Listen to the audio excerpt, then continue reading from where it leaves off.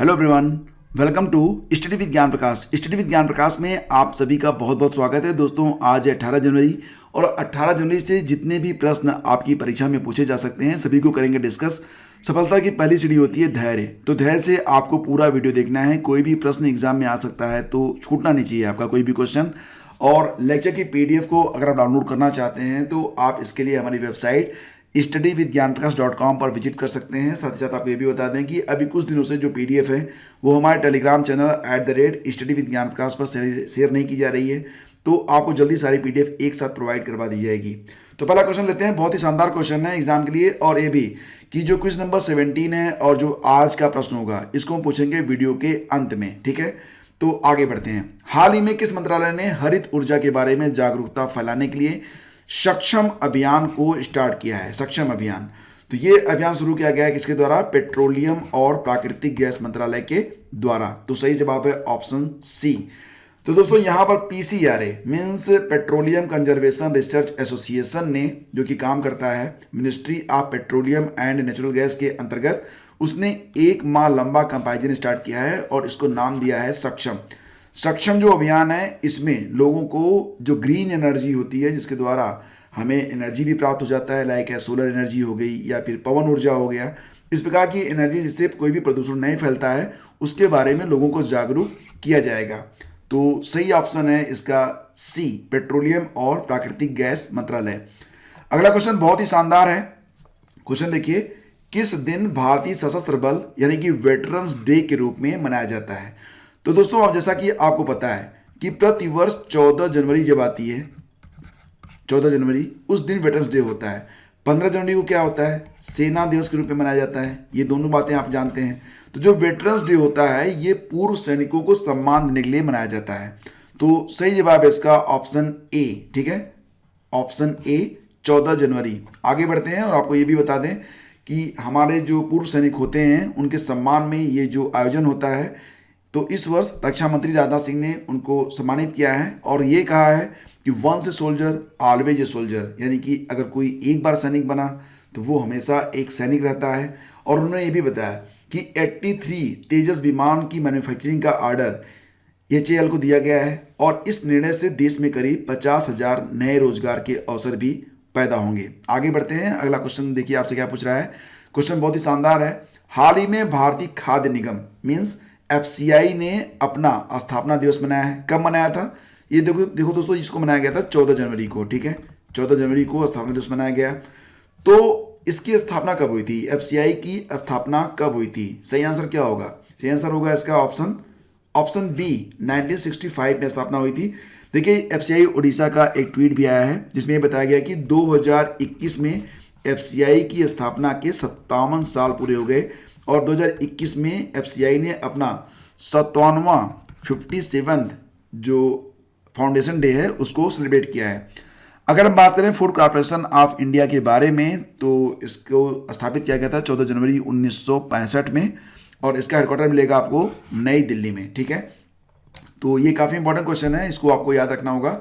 अगला क्वेश्चन भी बहुत ही अच्छा है। हाल ही में किसे शासन में पारदर्शिता मीन्स ट्रांसपेरेंसी इन गवर्नेंस श्रेणी के तहत स्कॉच चैलेंजर अवार्ड दिया गया है? Skoch challenger award. तो दोस्तों, ये जो अवार्ड है ये दिया गया है किसको? Option A B C D में से सही विकल्प क्या होगा? ऑप्शन, जी हाँ, ऑप्शन सी, यानी कि पंचायती राज मंत्रालय को ये अवार्ड दिया गया है। और ये क्वेश्चन काफ़ी इंपॉर्टेंट भी है, इसको आपको रटना होगा क्योंकि एग्जाम में ये क्वेश्चन जरूर पूछा जाएगा, ऐसा मुझे लग रहा है। पंचायती चुनाव भी होने जा रहे हैं, इसकी वजह से क्वेश्चन काफ़ी इंपॉर्टेंट बनता है। विश्व का पहला हाइब्रिड एरो स्पेस और रक्षा प्रदर्शनी किस शहर में आयोजित की जाएगी? अब ये क्योंकि दुनिया में पहली बार आयोजित हो रहा है, विश्व का पहला हाइब्रिड एरो स्पेस और रक्षा प्रदर्शनी है, तो ये काफ़ी इंपॉर्टेंट बन रहा है। और ये कहाँ पर होगा आयोजित? ये होगा बेंगलुरु में। तो ऑप्शन बी इसका बिल्कुल करेक्ट है, इसको जरूर याद रखिएगा आप, ये भी क्वेश्चन काफ़ी इंपॉर्टेंट है। ब्लू ओरिजिन ने अपने न्यू शेपर्ड वाहन को सफलतापूर्वक लॉन्च किया है। न्यू शेपर्ड वाहन क्या है? इससे जो शौकीन मानव वो अंतरिक्ष यात्राएं भी कर सकेंगे, घूम फिर सकेंगे अंतरिक्ष में, और कीमत भी बहुत ही कम होगी। समथिंग 1 करोड़ कुछ रुपए देकर आप यात्रा कर पाएंगे। तो ये काम करेगा कौन? ये काम करेगी ब्लू ओरिजिन नामक कंपनी। तो क्वेश्चन ये है कि ब्लू ओरिजिन के संस्थापक कौन है। तो दोस्तों इस समय दुनिया में दो शख्स हैं जिनमें अमीर बनने की साथ ही साथ दुनिया को नई नई चीज़ें देने की होड़ मची हुई है। और ये जो तस्वीर है, क्या आप इनको पहचानते हैं? ये हैं जेफ बेजोस। जेफ बेजोस जो कि अमेजन के भी मालिक हैं, साथ ही साथ ब्लू ओरिजिन के संस्थापक हैं, यानी कि ब्लू ओरिजिन के भी मालिक हैं। ब्लू ओरिजिन जो है ये अंतरिक्ष में काम करने वाली एक संस्था है, एक कंपनी है। और अमेजन आप जानते हैं कि यह एक ई कॉमर्स वेबसाइट है। तो सही जवाब है इसका ऑप्शन बी। जेफ बेजोस अक्टूबर 2017 से दुनिया के सबसे अमीर व्यक्ति थे। फिलहाल एलोन मस्क पहुंच गए हैं पहले स्थान पर। देखो ये समय का फेर होता है, 1-2 नंबर पर बने रहना, फिर ऊपर नीचे करते रहना, ये कोई बड़ी बात नहीं है। लेकिन एक्चुअल में हमें इन लोगों के बारे में पता रहना चाहिए, ठीक है, क्योंकि ये लोग ऐसी शख्सियत होते हैं जो दूसरों के लिए बहुत सारे एग्जाम्पल छोड़ते हैं, जिसको फॉलो करके कोई भी सफल बन सकता है। जेफ बेजोस का पूरा नाम है जेफरी प्रिस्टोस बेजोस। शुरुआत इन्होंने एक टायर कंपनी से की थी, फिर इन्होंने क्या किया कि बुक को जो सेल करना स्टार्ट किया अमेजन पर।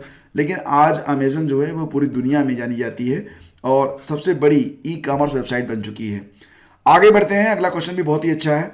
हाल ही में किसने भारत की पहली स्वदेशी रूप से डिजाइन और विकसित ड्राइवरलेस मेट्रो कार का अनावरण किया है? ड्राइवरलेस मेट्रो कार का अनावरण किया है। तो दोस्तों यहां पर हो सकता है कि आप जो है आंसर करें ऑप्शन ए, लेकिन गलत हो जाएगा। सही जवाब बनेगा इसका ऑप्शन बी, राजनाथ सिंह ने किया है। अब यहां पर जो पहला ऑप्शन है, option A, PM Narendra Modi ने अभी कुछ दिन पहले यानी कि दिसंबर 2020 में दिल्ली में एक ड्राइवरलेस मेट्रो की जो शुरुआत की थी, उद्घाटन किया था उसका। और ये जो है जो मेजेंटा लाइन है उस पर चलाई गई थी। तो ये आप याद रखना, अगर क्वेश्चन ये आएगा कि ड्राइवरलेस मेट्रो कार अगर जुड़ा रहेगा तो इसका आंसर बनेगा ऑप्शन बी, ठीक है। तो सही जवाब इसका है राजनाथ सिंह। ठीक है दोस्तों, केंद्रीय रक्षा मंत्री राजनाथ सिंह ने भारत अर्थ मूवर्स लिमिटेड के बेंगलोर कॉम्प्लेक्स में आयोजित एक समारोह के दौरान 15 जनवरी 2021 को भारत की पहली ड्राइवरलेस मेट्रो कार का अनावरण किया है। इसका निर्माण Mumbai metropolitan region development authority यानी कि MMRDA के लिए किया गया है। अब MMRDA ने नहीं किया है, MMRDA के लिए किया गया है। ये भी जो डिफरेंस है इसको भी आपको थोड़ा सा दिमाग में रखना होगा। इसके पहले प्रधानमंत्री नरेंद्र मोदी जी ने 2020 में ड्राइवरलेस दिल्ली मेट्रो जो मेजेंटा लाइन में चल रही है उसका उद्घाटन कर चुके हैं। बात करते हैं भारत अर्थ मूवर्स लिमिटेड के बारे में। तो भारत अर्थ मूवर्स लिमिटेड ये भारत की एक प्रमुख ISO 9000 कंपनी है और एशिया में अर्थ मूविंग उपकरण बनाने वाली दूसरी सबसे बड़ी कंपनी है। 3 दशक पुरानी मल्टी लोकल और मल्टी प्रोडक्ट कंपनी BEML यानी कि भारत अर्थ मूवर्स लिमिटेड अर्थव्यवस्था के विभिन्न क्षेत्रों में जैसे कि कोयला खनन, इस्पात, सीमेंट, बिजली, सिंचाई, निर्माण, सड़क निर्माण और रेलवे में महत्वपूर्ण अनुप्रयोग प्रदान करती है। इसने उच्च गुणवत्ता वाले हाइड्रोलिक्स, भारी शुल्क वाले डीजल इंजन, वेल्डिंग रोबोट और भारी निर्माण कार्य करने के लिए अपनी उत्पाद रेंज का विस्तार किया है। तो बात करेंगे अगर हम लोग BEML के बारे में यानी कि भारत अर्थ मूवर्स लिमिटेड के बारे में, तो इसकी स्थापना हुई थी 1964 में। 1964 में कहाँ पर हुई थी? बेंगलोर में हुई थी। और इसका मुख्यालय भी आपको कहाँ पर मिलेगा? कर्नाटक में, बेंगलोर में ही मिलेगा। और जो प्रमुख व्यक्ति हैं उनमें VRS नटराजन हैं और ये क्या है? ये अध्यक्ष और प्रबंध निदेशक हैं। तो ये आपको याद रखना है। आगे बढ़ते हैं, चलते हैं अगले क्वेश्चन पे। क्वेश्चन ये है कि किस राज्य की नुब्रा वैली में पहली बार आइस क्लाइंबिंग फेस्टिवल का आयोजन किया गया है? आइस क्लाइंबिंग फेस्टिवल का आयोजन किया गया कहां पर? ये क्वेश्चन है। सही जवाब इसका क्या बनेगा? ऑप्शन, जी हाँ, ऑप्शन डी यानी कि लद्दाख में इसका आयोजन किया गया है। और ये जो आयोजन है ये 7 दिन तक चलेगा, ठीक है। अगला क्वेश्चन भी बहुत ही अच्छा है। क्वेश्चन ये होगा कि पतंग उत्सव सक्राइन किस दक्षिण एशियाई देश का त्यौहार है? अब दोस्तों यहां पर जैसा कि आप लोग जानते हैं भारत में 14 जनवरी को जो है मकर संक्रांति का त्यौहार होता है। इसको पूर्वी उत्तर प्रदेश में खिचड़ी के नाम से भी जानते हैं। हालांकि पूरे भारत में 14 जनवरी को नियर अबाउट मकर संक्रांति के रूप में कई सारे अन्य त्यौहार हैं वो मनाए जाते हैं, जैसे कि जल्लीकट्टू मनाया जाता है, इसके अलावा पोंगल मनाया जाता है। तो अलग अलग प्रदेशों में अलग अलग त्यौहार होते हैं, लेकिन 14 जनवरी को कुछ न कुछ होता जरूर है, ठीक है। तो पतंग उत्सव सक्राइन ये बिल्कुल जो है मकर संक्रांति की तरह का ही त्यौहार है। ये मनाया जाता है कहाँ पर? ये बांग्लादेश में मनाया जाता है। तो ऑप्शन बी इसका बिल्कुल करेक्ट है। संक्रांत पर्व बांग्लादेश का एक प्रमुख त्यौहार है। यहाँ के लोग संक्रांत पर खूब एंजॉय करते हैं और ये वहाँ के जो बंगाली हिंदू हैं उनके द्वारा मनाया जाता है। यह भारतवर्ष के मकर संक्रांति पर्व की तरह ही है। दरअसल इसे मकर संक्रांति का दूसरा नाम कहा जाए तो गलत नहीं होगा। फर्क यहाँ पर यह है कि मकर संक्रांति पर रात में कुछ नहीं होता है इन भारत में, लेकिन बांग्लादेश में इस पर्व पर रात में भी खूब धूम धड़ाका होता है, आतिशबाजियाँ छोड़ी जाती हैं और दिन में मतलब खूब डीजे उजे बजता है, लोग खूब नाचते गाते हैं, बहुत इंजॉय करते हैं। ठीक है, आगे बढ़ते हैं। अब कुछ इंपॉर्टेंट वन लाइनर हैं जो कि आपके एग्जाम में आ सकते हैं। हालांकि इनको मैंने बहुत ही संक्षेप में कर दिया है ताकि आपका समय कम लगे और ये चीज़ें आपके दिमाग में हमेशा के लिए रहें भी। तो पहला वन लाइनर ये होगा कि भारत और जापान ने इंफॉर्मेशन और कम्युनिकेशन टेक्नोलॉजी के क्षेत्र में सहयोग बढ़ाने के लिए एक समझौता ज्ञापन यानी कि MOU पर हस्ताक्षर किए हैं। तो ये याद रखना होगा आपको कि भारत और जापान ने एक MOU पर साइन किया है। किसके लिए? इंफॉर्मेशन और कम्युनिकेशन टेक्नोलॉजी के क्षेत्र में। दुनिया की सबसे पुरानी ज्ञात गुफा कला की खोज की गई है। ये खोज हुई है कहाँ पर? इंडोनेशिया में हुई है। और ये जो पेंटिंग मिली है ये 45,500 साल पुरानी है। और ये कहाँ पर मिली है? ये मिली है इंडोनेशिया के सुलावेसी द्वीप में एक गुफा में बना हुआ एक चित्र है जो कि सूअर का एक चित्र है। ठीक है, तो ये भी काफ़ी इंपॉर्टेंट है एग्जाम के लिए, ये भी आपको याद रखना है। दुष्यंत दवे ने तत्काल प्रभाव से supreme court bar association SCBA के अध्यक्ष पद से इस्तीफा दे दिया है। सुप्रीम कोर्ट बार एसोसिएशन के जो वर्तमान सचिव हैं उनका नाम क्या है? अशोक अरोड़ा। अब एक क्वेश्चन ये होगा कि निम्नलिखित में से किस सॉफ्टवेयर कंपनी ने वित्तीय समावेशन को बढ़ावा देने के लिए इंडिया पोस्ट पेमेंट बैंक के साथ साझेदारी की है? तो ये इंडिया पोस्ट पेमेंट बैंक आप जान रहे हैं कि भारतीय जो डाक है उसका ही एक उपक्रम है। इसके अलावा FSS मतलब FSS एक कंपनी है जो कि आधार एनेबल्ड पेमेंट सिस्टम को आधार पर काम करती है।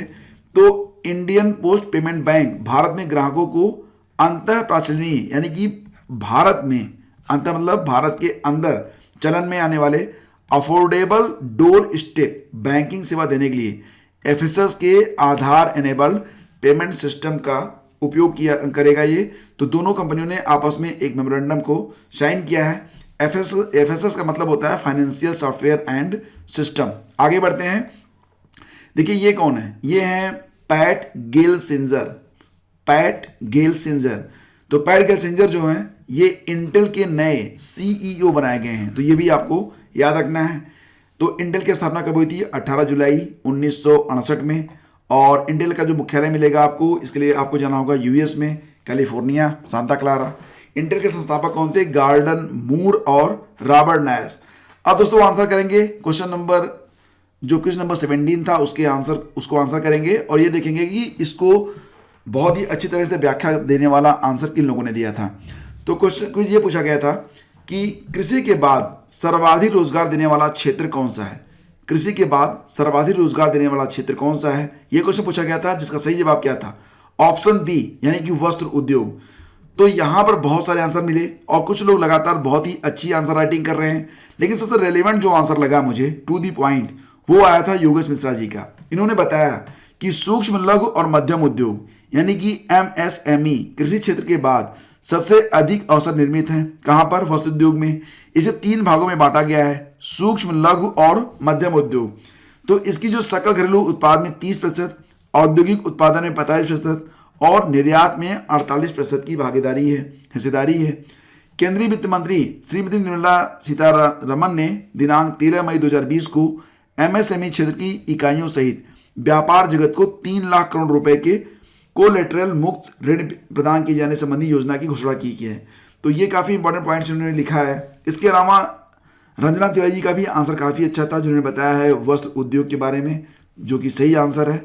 और इसके अलावा एक आंसर और भी आया था सूर्य प्रजापति का, उन्होंने भी काफी अच्छे पॉइंट्स दिए हैं। इन्होंने बताया कि वस्त्र उद्योग भारतीय अर्थव्यवस्था में एक महत्वपूर्ण भूमिका का निर्वहन करता है।